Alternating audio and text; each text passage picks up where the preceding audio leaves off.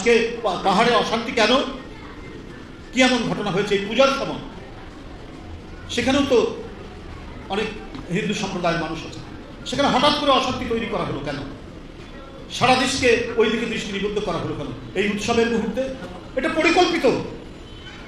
বাংলাদেশকে অস্থিতিশীল করার একটা জাতীয় আন্তর্জাতিক চক্রান্ত।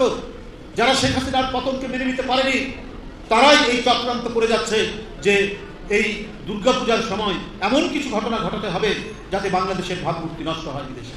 কেন? যে এই দেশটা যদি স্বাধীনতার জন্য সবাই একসাথে লড়াই করতে পারে, আবার নয়া উপনিবেশ তৈরির জন্য যদি কেউ চেষ্টা চালায়, সেটাও তো রুখবে একসাথে হিন্দু মুসলমান সবাই মিলে। এই অঙ্গীকার এবং এই আকাঙ্ক্ষা, এই সাহস সবাই একসাথে আমরা পোষণ করি। হাসিনা ক্ষমতায় থাকতে চেয়েছেন, তিনি তার রাজত্ব কায়েম করাবেন, তার ছেলে মেয়ে ভাগনা ভাগ্নি এদেরকে তিনি সম্পদ দেবেন, এদেরকে টাকা করার ব্যবস্থা করে দেবেন, এদেরকে ধনী করবেন। ওটা ছিল শেখ হাসিনার একটা পারিবারিক শাসন, পারিবারিক রাজত্ব তৈরি করতে চেয়েছেন। কারণ তিনি মনে করতেন যে এই দেশটা তার বাপের এবং তার, এটা তাদের ব্যক্তিগত মালিকানা এবং এটা তাদের ব্যক্তিগত জমিদারি। এইটা দেশের জনগণ কখনোই সহ্য করতে পারেনি। বসুন্ধরা ডায়াপেন্ট এখন আরো উন্নত।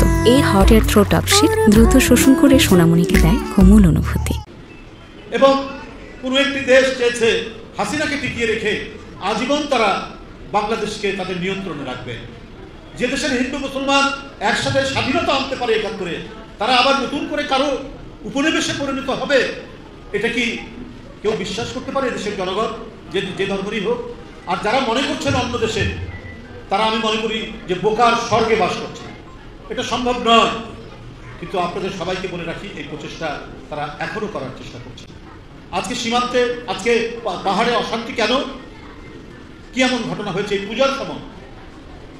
সেখানেও তো অনেক হিন্দু সম্প্রদায়ের মানুষ আছে, সেখানে হঠাৎ করে অশান্তি তৈরি করা হলো কেন? সারা দেশকে ওই দিকে দৃষ্টি নিবদ্ধ করা হলো কেন এই উৎসবের মুহূর্তে? এটা পরিকল্পিত।